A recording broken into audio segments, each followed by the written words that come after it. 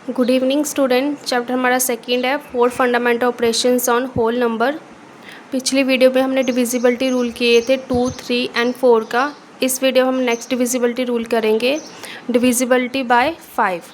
Divisibility bye 5 क्या बोलती है कि if a number ends in 5 और 0 the number is divisible bye 5। मतलब कि अगर कोई भी नंबर है उसका अगर लास्ट डिजिट, किसी भी नंबर का अगर लास्ट डिजिट 0 या फिर 5 है तो वो जो नंबर है वो 5 के टेबल में आएगा। ठीक है, जैसे मैं आपको एग्जांपल देती हूँ। ठीक है, एग्जांपल में मैंने लिया 2, 4, 6, 7, 8, 0। ठीक है, हमने कुछ ये पूरा नंबर देखना ही नहीं है, हमने सिर्फ इसका लास्ट डिजिट देखा। तो लास्ट डिजिट क्या था? 0। तो अगर कोई भी लास्ट नंबर है उसका लास्ट डिजिट में अगर 0 है तो वो नंबर 5 के टेबल से डिविजिबल होगा। ठीक है, एक और एग्जांपल बताती हूँ। जैसे मैंने लिया इतना बड़ा नंबर है, मैंने कोई भी ये पूरा कंप्लीट नंबर देखा ही नहीं है, मैंने सिर्फ इसका लास्ट डिजिट देखना है। लास्ट डिजिट में मुझे 5 दिख रहा है, इसका मतलब ये नंबर क्या है? डिविजिबल बाय 5 है।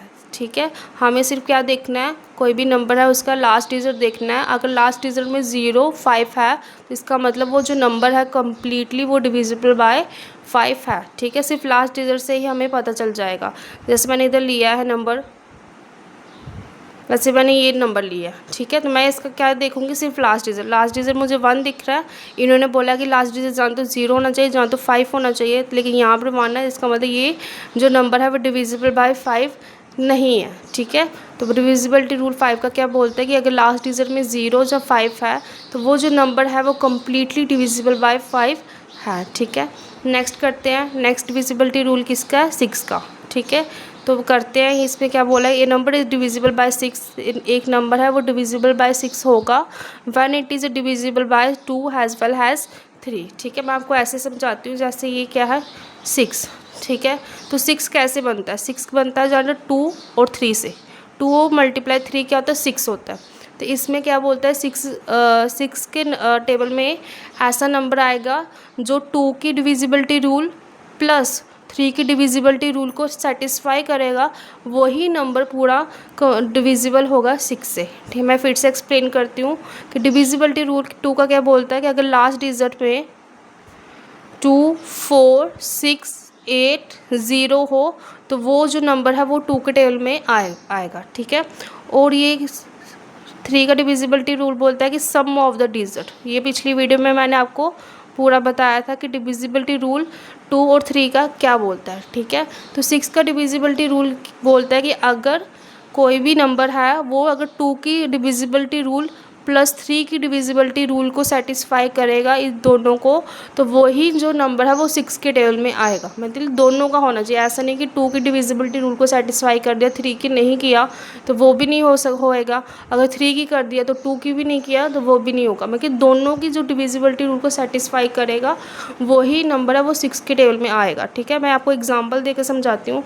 जैसे मैंने कोई भी नंबर लिया, जैसे 18 लिया मैंने। ठीक है, क्योंकि आपको पता है 6 के टेबल में ये 18 आता है। ठीक है, अब मैं आपको ये बताऊंगी ये इनका क्या मतलब है।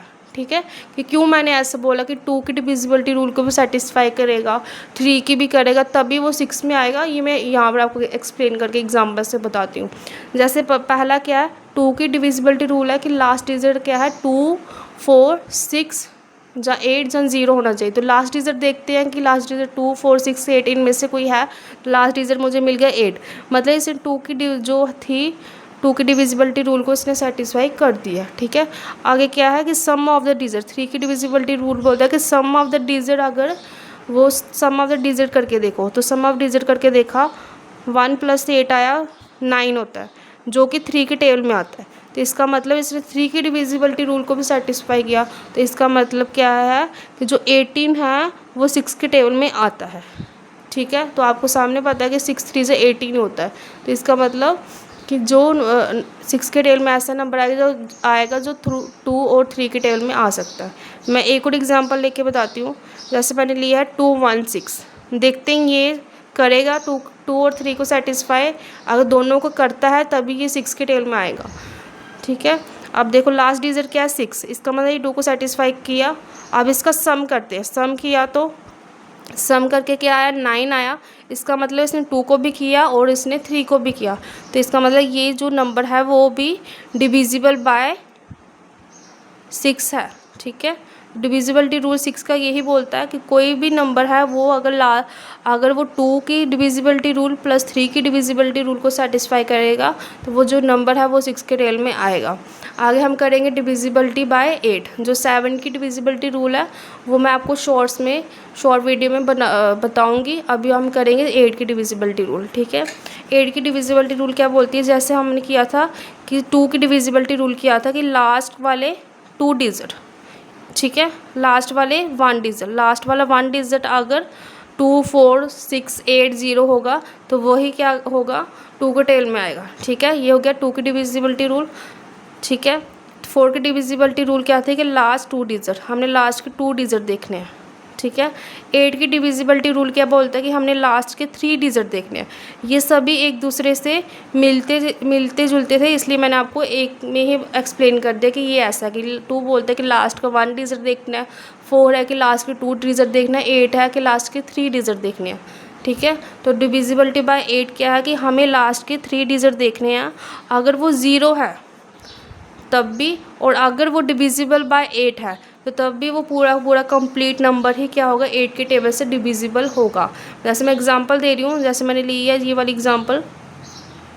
ठीक है, ये वाली एग्जांपल ली है मैंने देखा कि इसका जो लास्ट डिजिट है, लास्ट मैंने 3 डिजिट देखने हैं, लास्ट 3 डिजिट क्या है इसका 0 0 0, तो इसका मतलब ये जो है ये 8 के टेल में आएगा क्योंकि लास्ट डिजिट क्या है 000 है। तो यही बोला कि लास्ट 3 डिजिट अगर ज़ीरोज़ हैं तो वो 8 के टेबल में आएगा। एक ये इसकी एग्जांपल है, और भी मैं बताती हूँ आपको।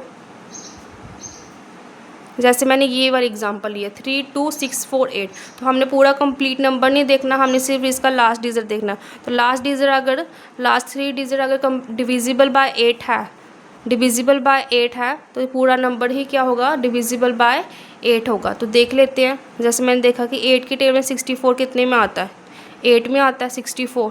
ठीक है, और 8 कितने में आता है, 8 आता है 1 में। तो इसका मतलब है कि अगर ये नंबर जो डिविजिबल बाय 8 है तो ये पूरा ही नंबर डिविजिबल बाय 8 होगा। ठीक है, आज की वीडियो में हमने 6 का डिविजिबल 5 6 और 8 का डिविजिबिलिटी रूल किया। नेक्स्ट वीडियो में हम नेक्स्ट डिविजिबिलिटी रूल करेंगे। ठीक है, थैंक यू सो मच।